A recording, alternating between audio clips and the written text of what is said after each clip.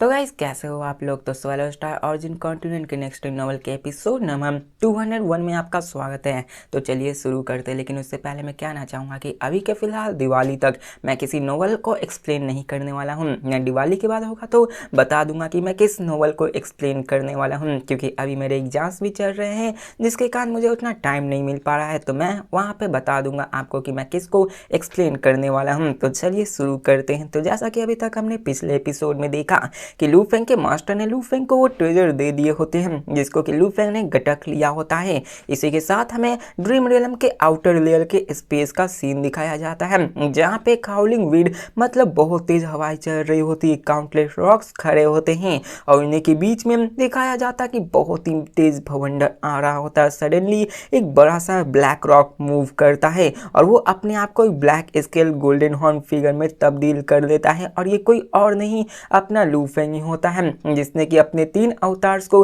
Dream realm के outer layers में छोड़ रखा होता है ताकि वो अपने हर्ट मेथड डिस्ट्रक्शन को प्रैक्टिस कर सके। लू फेंग ने अपनी परफेक्ट डिवाइन बॉडीज को फुली कंटेम्प्टिंग कर लिया होता है। इसी के साथ दिखाया जाता है कि जब लू फेंग ने उस मेडिसिन को खाया होता है तो इसकी वजह से लू फेंग के अवतार्स भी होते हैं वो नींद में चले गए होते हैं। मतलब लू फेंग ने अपनी सारी ध्यान को अपने रियल बॉडी पर लगा दिया होता है।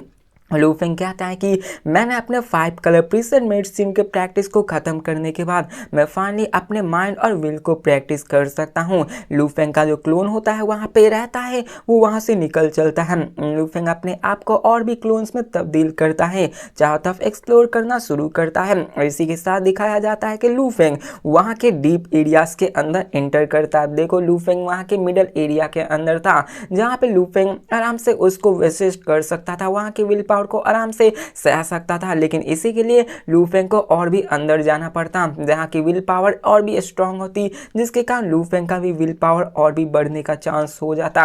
और हमें बताया जाता है कि जितने भी एंशिएंट बीइंग्स से जिन्होंने अपने राउंड ब्लड लाइन को प्रैक्टिस किया होता है वो सभी अपने ब्लड लाइन को सप्रेस करके रखते हैं ताकि वो इससे डिस्ट्रैक्ट ना हो सके, क्योंकि ब्लड लाइन से आप अपने आप को बहुत ही जल्दी पावरफुल बना तो सकते हैं लेकिन आपकी विल पावर पे बहुत ही बुरा असर पड़ेगा। ये आपके दिमाग आपके सोल को थोड़ा सा खाने लगता है। अब यहाँ पे दिखाया जाता है कि ऐसे ही कई कम ही बंदे होते हैं जो कि इस डीप एरियाज के अंदर आते हैं और ये सभी स्ट्रांग भी हुआ करते हैं। और यहाँ के बंदे स्ट्रांग होंगे तो क्रिएचर्स तो आराम से स्ट्रांग होंगे ही। अब यहाँ पे लू फेंग का जो क्लोन होता है वो वहाँ पे अंदर जाने लगता है और तभी लू फेंग को वहाँ पे 3 फ्लेम्स जो कि ब्लैक बॉडीज में कवर होती हैं उसे नजर आती है। अब ये 3 फ्लेम्स बेस्ड एलियन बेस्ड होती हैं और इन सब की पावर इतनी ज़्यादा होती है कि इनमें से सिर्फ अकेला ही आराम से पूरे के पूरे संसारा बिल्डिंग को राइवल कर सकती है, जो कि बहुत ज़्यादा पावरफुल होती है। अब ये संसारा बिल्डिंग उसी मॉन्स्टर लीडर्स की तरह इशारा करता है, मतलब वो जो अकेला एक मॉन्स्टर होता है वो मॉन्स्टर लीडर के बराबर की पावर को रखता होता है। मतलब पूरे के पूरे संसारा बिल्डिंग का टीम को यहाँ पे धज्जियां उड़ा सकता था। और यहाँ पे लू फेंग वहाँ पे रहता है, तभी वहाँ का जो फ्लेम बीस्ट होता है वो लू फेंग को देख लेता है, जिसको देखकर मानो वो लू फेंग को खदेड़ देता है कि बंदे तू यहाँ पे आ गया है तो तू आखिरकार जा कैसे सकता है। जिसको देखकर मानो लू फेंग की तो सांसें अटक जाती हैं क्योंकि वो अभी इससे फाइट नहीं कर सकता, जिसके कारण वो भी भागने लगता है, अपने क्लोन्स के भी क्लोन्स बना देता है, अपने और भी स्मॉलर क्लोन्स बनाकर वहां से भागने लगता है। दिखाया जाता है कि उनमें से एक क्लोन उस बीस्ट के द्वारा पकड़ा जाता है, वो ब्लैक फ्लेम से घिर जाता है और दिखाया जाता है कि एक ही झटके में वो मारा जाता है। मतलब वो बीस्ट बहुत ज़्यादा पावरफुल होता है और बताया जाता है कि डीप ड्रीम रियलम के अंदर आपके माइंड और विल पे तो इम्पैक्ट ज़्यादा होगा ही। इसी के साथ जितने भी ड्रीम्स और क्रिएचर्स होंगे वो बहुत बहुत ज़्यादा टेरिफाइंग होंगे। अब इतना सब कुछ मिल ही रहा है तो यहाँ का जो ट्रेजर्स भी होता है वो भी बहुत ही ज़्यादा प्रीशियस होता है। यहाँ पे कुछ ही ऐसे बंदे होते हैं जिनके पास एबिलिटी होती है कि वो यहाँ पे रखे ट्रेजर्स को हाथ भी लगा सकते हैं, वरना लू फेंग अगर वो यहाँ पे जाएगा तो वो ऐसे ही मारा जाएगा। अब लू फेंग यहाँ पे सोचने लगता है कि यहाँ तक कि एम्प्रेस और मोनार्चिस को भी अपने सप्रेसिंग और ब्लड लाइन विल पे निर्भर रहना पड़ता है। मतलब एम्प्रेस और मोनार्चिस की level ultimate realm God king जितनी होती है, लेकिन फिर भी वो यहाँ पे आने से कतराते हैं क्योंकि ये काफ़ी ज़्यादा डेंजरस होता है। अब लू फेंग अपने कई सारे क्लोन्स को एक्सप्लोर करता है वहाँ पे और भी ट्रेजर्स को ढूंढने के लिए, लेकिन वो किसी भी ट्रेजर्स को हाथ नहीं लगा सकता था। और लू फेंग की इतनी पास इतनी स्ट्रेंथ भी नहीं होती है। लू फेंग ने ड्रीम रियलम के मिडल रियल के अंदर कुछ ट्रेजर्स को लिए होते हैं खुद की एबिलिटी से, जो कि लू फेंग की उतनी पावर होती है, लेकिन लू फेंग अभी डीप लेयर में आ चुका होता है। यहाँ पे कुछ ऐसे मॉन्स्टर थे जो कि समसारा बिल्डिंग को आराम से टक्कर दे सकते थे, यहाँ तक कि उनकी ट्रू बॉडीज भी आ जाए फिर भी वो उनको मार नहीं सकती थी, इतने ज़्यादा पावरफुल मॉन्स्टर्स मौजूद थे। अब बताया जाता कि इसके अंदर मेंगवा क्रिएचर्स होते हैं जिनके पास तो कुछ विल पावर होती है लेकिन उनकी कोई सोल होती ही नहीं है। और ये जानकर लू फेंग बहुत ही क्यूरियस होता है कि आखिरकार ये सोल इनकी क्यों ना है। अब यहाँ पे किसी के पास जो सोल नहीं होती है वो वहाँ पे अपने टेरिटरीज को छोड़कर जा सकते हैं, मतलब सोल होने के साथ ही वो अपने टेरिटरी से ज़्यादा दूर नहीं जा सकते, मतलब मानो वो उस टेरिटरी से बन चुके हैं, मतलब वहाँ से वो बाहर निकल ही नहीं सकते हैं। और बताया जाता है कि जैसे जैसे टाइम पास होता है वहाँ का स्पेस बदलता रहता है। जैसा कि मैंने पहले भी आपको बताया कि यहाँ पे ड्रीम स्पेस के अंदर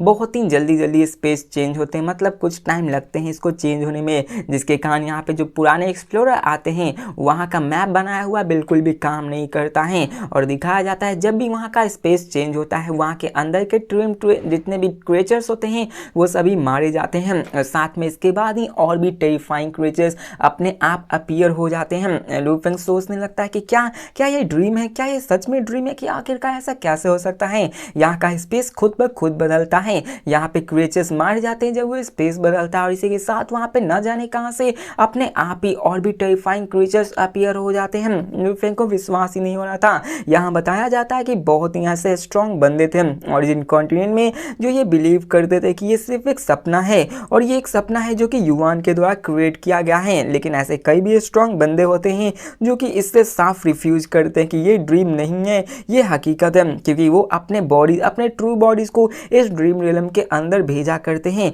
यहाँ पे उन्हें rare traces of heavens and earth की भी मिलती हैं जो कि वो बाहर की दुनिया में भी ले जा सकते हैं, जिसका एक्सप्लेन करना उन सबके पास भी आंसर नहीं था कि कैसे ये ड्रीम है या फिर नहीं, क्योंकि अगर ड्रीम है तो आखिरकार ये ट्रेजर्स हमें मिल कैसे रहे हैं। लेकिन ये भी है कि यहाँ पे इतने सारे चेंज हो रहे हैं, मॉन्स्टर मारे जाए तो मॉन्स्टर्स आ कहाँ से रहे हैं, और यहाँ पे इसी कारण जितने भी बंदे होते हैं वो युवान को इतनी ज़्यादा रिस्पेक्टफुली करते हैं। अब यहाँ पे लू फेंग वहाँ पे कहता है चलो यहाँ पे करते हैं। अब यहाँ पे क्या करने की बात हो रही है वो आप समझो। अब दिखाया जाता है कि लू फेंग ने अपने सारे तरफ के सराउंडिंग एरिया को एक्सप्लोर कर लिया होता है। लू फेंग एक बैरन माउंटेन को चूज करता है और दिखाया जाता है लू फेंग वहाँ बैठ जाता है, क्योंकि वो अभी अपने विल पावर को स्ट्रॉन्ग करना चाहता था, इसलिए वो सेक्लूजन में जाना चाहता था। और लू फेंग अपने great destruction refining heart method को प्रैक्टिस करना शुरू कर देता है। और बताया जाता है कि इस ड्रीम रियलम के डेप्थ में लू फेंग ने अभी भी कोई भी ट्रेजर्स को लिया नहीं होता है, क्योंकि लू फेंग अभी भी किसी भी क्रिएचर्स को प्रोवोक नहीं करना चाहता था। वो तो यहाँ पे आया ही था सिर्फ प्रैक्टिस करने के लिए। और दिखाया जाता है लू फेंग प्रैक्टिस करने जैसे ही बैठता है मानो उसके दिल के अंदर, उसके दिमाग के अंदर, विल के अंदर मानो धमाके होने लगते हैं, बूम बूम बूम। और दिखाया जाता है कि ड्रीम रियलम का जो एंडलेस प्रेशर होता है लू फेंग के सोल पर पड़ने लगता है, और ये टेरिफाइंग प्रेशर सच में बहुत ज़्यादा होती है, जिसके कारण लू फेंग अपने great destruction refining heart method को कंटिन्यू कर पा रहा होता है। दिखाया जाता है कि उस प्रेशर की वजह से लू फेंग का सोल स्काई रॉकेट हो जाता है, मतलब वो बहुत ही तेजी से बढ़ने लगता है। और दिखाया जाता है कि लू फेंग ने 5 कलर ट्रेजर मेडिसिन को भी ले लिया होता है, जिसके कारण उसकी जो understanding of origin of destruction होती है वो काफ़ी ज़्यादा इंप्रूव हो चुकी होती है, और उसकी great destruction refining heart method भी चेंज हो चुकी होती है, जिसके कारण उसकी पावर बहुत बढ़ चुकी होती है। और एक ही इंस्टेंट में दिखाया जाता है कि लू फेंग को मानो बहुत ही गहरा दर्द हो रहा होता है, मानो उसे सफर किया जा रहा है, वो मानो चीख रहा है। और दिखाया जाता है कि ये ग्रेट डिस्ट्रक्शन रिफाइनिंग मेथड सच में बहुत ही पावरफुल होता है। ये ऐसा डिस्ट्रक्शन टेक्निक है जो कि आपके विल पावर को डिस्ट्रॉय करती है, समझ रहे हो। आपके जैसे आपने किसी बॉडी रिफाइनिंग को देखा होगा, आपके उस हड्डियों को तोड़कर फिर से उसे रिकंस्ट्रक्ट किया जाता है, वैसे ही ये भी मेथड है जो कि आपके विल पावर को तोड़कर फिर से रिकंस्ट्रक्ट करता है, जिसके कारण आपकी विल पावर और भी स्ट्रॉन्ग करता है। और दिखाया जाता है कि लू फेंग हर एक मिनट हर एक सेकेंड अपने आप को अनकंफर्टेबल महसूस कर रहा था, ऐसा लग रहा था उसकी सोल बार बार क्रश की जा रही, कंडेंस की जा रही, जिसके कारण लू फेंग बहुत ही पेन में होता है। यहाँ बताया जाता है कि पहले लू Feng 7 emotion refining heart method को यूज किया करता था जो कि उसके इमोशंस ऑफ हर्ट को रिफाइन करता था, जो कि लू फेंग इसीलिए तो म्यूजिक सुना करता था।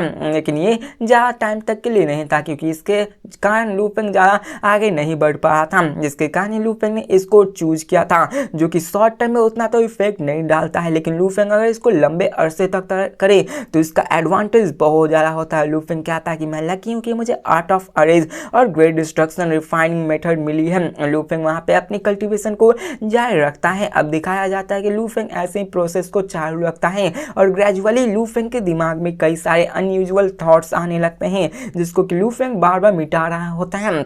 अब अनयूजुअल थॉट्स आपने पिछली दफ़ा भी देखा कि कैसे लू फेंग के माइंड में एक ख्याल आने लगे थे कि उसे इस यूनिवर्स के सारे क्रिएचर्स को मार देना चाहिए। वैसे ही अभी कई सारे ख्याल लू फेंग के माइंड में आ रहे होते हैं और दिखाया जाता है कि उसकी अनकॉन्शियसनेस होने की भी चांसेस बढ़ रही होती है, लेकिन फिर भी लू फेंग अपने आप को जगाए रख रहा होता है। लू फेंग को दिखाया जाता है कि इसको करते करते हाफ सेंचुरी ऐसे ही पास हो जाते हैं। लू फेंग का माइंड तो बिल्कुल ही टायर्ड हो चुका था, लेकिन फिर भी वो इसको कर रहा था। लेकिन सडनली दिखाया जाता है कि लू फेंग ड्रीम रियलम के द्वारा इरोड कर दिया जाता है क्योंकि वहां का प्रेशर बहुत ज्यादा होता है विल पावर पे, जिसके कारण लू फेंग एक ही झटके में एक गहरी नींद में चला जाता है। और दिखाया जाता है कि इसी के साथ जितने भी क्लोन्स होते हैं बाहर की दुनिया में, चाहे वो इन्फिनाइट स्पेस में हो या फिर कहीं और ही क्यों ना हो, किसी से फाइटिंग क्यों ना कर रहे हो, वो सभी डीप स्लीप में चले गए होते हैं। और दिखाया जाता है हमें लू फेंग के माइंड के अंदर का सीन, जहाँ पे लू फेंग अभी भी स्टोन बना हुआ था। अब देखो लू फेंग अपने आप को बचाने के लिए स्टोन में तब्दील कर दिया होता है, जिसके कारण कोई भी मॉन्स्टर उस पर अटैक न करे और वहां पे आराम से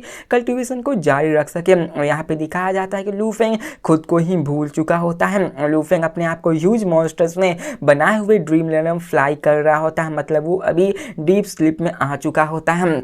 और तभी दिखाया जाता है कि लू फेंग के दिल से, मतलब मानो दिल से ही आवाज़ आ रही होगी जो कहता है क्या ये प्राइमोरियल लाइफ है, क्या ही है। और लू फेंग के मानो अंदर से बहुत ही हंसी वाली आवाज़ आ रही हो जो कि लू फेंग के दिल को भी डरा दी होती है। लू फेंग देख रहा होता है कि वो इस डर को रेसिस्ट नहीं कर पा रहा है और लू फेंग यहाँ पे सिर्फ भागने का ही सोच रहा होता है, मतलब मानो लू फेंग के माइंड में एक अलग ही जगह पे आ चुका होता है लू फेंग, जहाँ पे एक बहुत ही पावरफुल, मतलब बहुत ज़्यादा पावरफुल क्रिएचर लू फेंग के सामने आकर कहता है कि तुम कितने तुच्छ से प्राइमोरियल लाइफ। यहाँ पे वो उसको लू फेंग को ही पकड़ लेता है, जिसके कारण लू फेंग की मानो दिल की धड़कनें बढ़ जाती है। उसके मन में सिर्फ एक ही ख्याल आता है कि मुझे भागना है, मुझे अपनी लाइफ के लिए भागना है, एंचेस्टर मुझे बचा लो। और यहाँ पे लू फेंग के माइंड में इतने सारे ख्याल आने लगते हैं। लू फेंग का हाथ पकड़ लिया होता उस बड़े से बंदे ने, लेकिन लू फेंग के पास कोई और रास्ता भी नहीं होता, वो सिर्फ भागना चाहता था, इतना ज़्यादा डर चुका था। और ये पहली दफा थी कि लू फेंग को डर लग रहा हो, मानो वो अपनी लाइफ में बचाना चाहता, वो अपना बचना चाहता था जो भी उसके सामने आ गया। अब इसके बारे में नहीं बताया जाता कि आखिरकार वो चीज़ क्या थी, लेकिन लू फेंग की जो डर दिखाई दी थी वो सच में काफ़ी ज़्यादा होती है। और दिखाया जाता है कि वहाँ पे एक और फॉर्मेशन आ जाती है जो कि लू फेंग को कवर कर रही होती है, लेकिन लू फेंग कैसे भी करके वहां से भागने में कामयाब हो पाया था, जिसके कारण एक और फिगर जो कि बहुत ही पावरफुल था वो लू फेंग को चेज करने लगता है। और यहाँ पे मैं आपको बता दूं कि ये रियलिटी नहीं है बल्कि ये ड्रीम में है, क्योंकि आपने अभी देखा कि लू फेंग गहरी नींद में चला जा चुका था। लू फेंग का जो ड्रीम होता है वो ट्विस्ट होने लगता है। लू फेंग अपनी जिंदगी के लिए भाग रहा था, अपनी लाइफ के लिए भाग रहा था, उसके दिल में दहशत आ चुकी होती है। यहाँ पे लू फेंग अपने स्लीपिंग में ही अपने कंट्रोल को लॉस्ट कर देता है। और दिखाया जाता है कि इसी के साथ लू फेंग अपने great destruction heart refining method को भी प्रैक्टिस करना रोक देता है। यहाँ पे दिखाया जाता है कि लू फेंग की माइंड वो ऑलरेडी गॉड किंग लेवल के लिमिट बॉटलनेक तक आ चुकी है, मतलब वो ब्रेक थ्रू ही करने वाली है।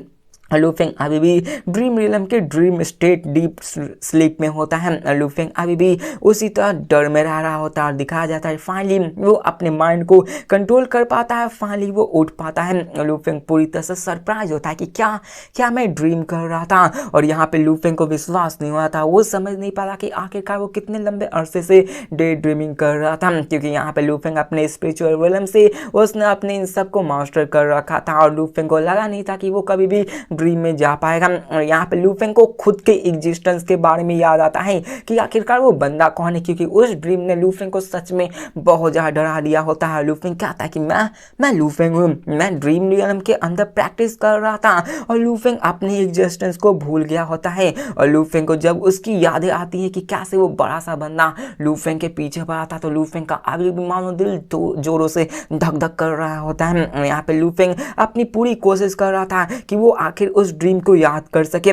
लेकिन वहाँ पे दिखाया जाता है कि वो ड्रीम धीरे धीरे गायब होने लगती है, मानो कि वो लू फेंग को याद ही नहीं आ रही होती है। लू फेंग ये समझ पा रहा था कि जो भी चीज़ थी वो बहुत ही ज़्यादा पावरफुल थी, लेकिन उसने उसे कभी भी नहीं देखा था। वो एक सुप्रीम रूल्स के ही जैसा थी। यहाँ पे लू फेंग जो पकड़ रही थी वो उसकी पावर बहुत ज़्यादा होती है, और लू फेंग अपने इस ड्रीम को मेंटेन रखना चाहता था ताकि वो इसको जान सके। लेकिन उठने के बाद ये ड्रीम फेड आउट होने लगती है और यहाँ देर नहीं लगती और ड्रीम कंप्लीटली गायब हो जाती हैं। और लू फेंग पूरी तरह से अपनी आंखों को खोलकर ये अचंभे में होता है कि आखिरकार वो चीज़ क्या थी। यहाँ पे लू फेंग कहता है कि मैं डीप स्लीप में जा चुका था, मुझे विश्वास नहीं हो रहा था। यहाँ पे लू फेंग को सिर्फ इतना याद होता है कि वो एक जायंट मॉन्स्टर में बन चुका था और एक टेरिबल एग्जिस्टेंस लू फेंग को चेज कर रहा था। लू फेंग को इसके सिवा बाकी कुछ नहीं याद था। उसको इतना भी याद नहीं था कि आखिरकार उस दूसरे पार्टी ने किस मूव को यूज़ किया था उसको मारने के लिए। लू फेंग लिटरली कंफ्यूज हो जाता है कि आखिरकार मुझे ऐसा ड्रीम आ कैसे सकता है। बताया जाता है कि अगर कोई दूसरा स्ट्रॉन्गमैन ड्रीम में स्लीप मतलब कोई बहुत ही गहरी नींद में चला जाता है तो उसका उठना बहुत ही मुश्किल होता है। जहां तक कि देखा जाए तो उसको उठाने के लिए दूसरे बंदों को आना पड़ता है ताकि उसके रियल बॉडीज को ले जाया जा सके, या फिर वो अपने ब्रेक थ्रू को करके उस ड्रीम से बाहर आ सके, जो कि बहुत ही कम होता है। लेकिन लू फेंग का यहाँ पे देखा जाए तो उसने प्रैक्टिस भी किया, वो डीप स्लीप में भी चला गया। वो एक गहरी नींद में जाने के बाद भी अपने आप को great destruction refining heart method के रुकने के बाद ही वो इस ड्रीम से बाहर निकल पाया था। लू फेंग अपनी true strength of mind and will power की आसानी से होने के कारण अपने इस कॉन्शियसनेस को वापस से रिगेन कर पाता है। और लू फेंग यहाँ फैसला करता है कि मैं बहुत ही थक चुका हूँ कि लू फेंग ने आधे सेंचुरी से यहाँ प्रैक्टिस करना नहीं छोड़ा होता और कहता है मुझे आराम करना चाहिए। जिसके बाद लू फेंग उसी ड्रीम रियलम के लेयर से बाहर निकलता है, अपने ड्रीम रियलम के आउटर लेयर्स में एंटर करता है। हमें ओरिजिनल यूनिवर्स का सीन दिखाया जाता है जहाँ पे एक मिस्टीरियस प्लेस होता है और लू फेंग अपने डिवाइन इनकारनेशन को वहीं पर रखे हुए होता है। और यहाँ पे लू फेंग सोचता है कि मैंने कभी भी एक्सपेक्ट नहीं किया था कि इन 3 इपोज में इन 5 कलर पीसेस मेडिसिन की सहायता से मैं अपनी ऑरिजिन ऑफ डिस्ट्रक्शन को इस लेवल तक ले जा पाऊंगा। लेकिन दिखाया जाता है कि उस मेडिसिन को यूज करने के बाद लू फेंग की जो कल्टीवेशन स्पीड होती है वो नेचुरली स्लो हो जाती है, क्योंकि अगर आपको एक बार से ही 1000 सीसी की गाड़ी चलाने को मिल जाए, फिर 100 सीसी गाड़ी आपको चलाने को मिली तो आपको वो स्लो तो लगे ही। लू फेंग को भी ऐसा ही लग रहा होता है और दिखाया जाता है कि उसकी जो एफिशिएंसी होती है वो घट चुकी होती है। जहाँ पे लू फेंग कहता है कि मेरे पास तो अभी सिर्फ 5 कलर पीसेस मेडिसिन ही थे, लेकिन साथ में मुझे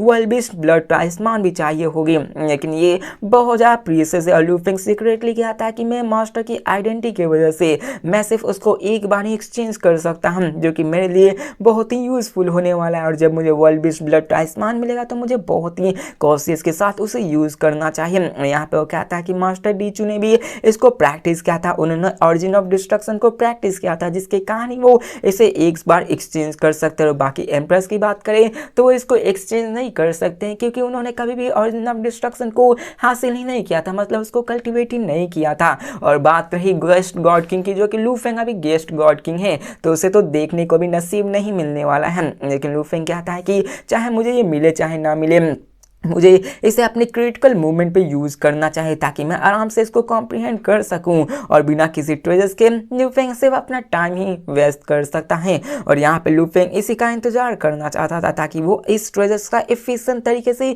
यूज़ कर सके। और लू फेंग कहता है कि अगली दफ़ा जब मैं 5 कलर ट्रेजर्स मेडिसिन लूँगा तो वो 30 सालों बाद होगी, क्योंकि 5 कलर ट्रेजर्स मेडिसिन बहुत ही प्रेसियस था, लेकिन वो टाइल्समान से ज़्यादा प्रेसियस थोड़ा न था, क्योंकि लू फेंग उसको एक्सचेंज कर सकता था, लेकिन उसके लिए तो पैसे लगने वाले ही थे। और बात रही वर्ल्ड बेस्ट ब्लड ट्राइस्मान की, तो लू फेंग उसको अपने गॉड किंग के सेकंड स्टेज पे लेने का फैसला करता है, या फिर अल्टीमेट रियलम पे, क्योंकि इससे उसका ऊपर का इम्पैक्ट अच्छा पड़ने वाला है। और लू फेंग कहता है कि लाइफ एंड डिस्ट्रक्शन तो बहुत ही डिफरेंट लग रही है, क्योंकि लू फेंग ने इतने समय से उसको बहुत अच्छे से समझ लिया होता है। और दिखाया जाता है कि लू फेंग ने अपने माइंड को भी कुछ हद तक स्ट्रॉन्ग बना लिया होता है। लू फेंग कहता है कि बस मुझे अपने इस बॉटल नेक में स्टक हुआ हूँ उससे निकलना है, मतलब लू फेंग अपने ब्रेक थ्रू के बारे में सोच रहा होता है। और लू फेंग कहता है कि सिर्फ मुझे अभी प्रैक्टिस ही करना है, जिसके कारण मैं सून अपने सेकंड लेवल में आ जाऊंगा। और इसी के साथ हमारा ये एपिसोड भी खत्म होता है। तो मिलते हैं नेक्स्ट वीडियो में और देखते हैं कि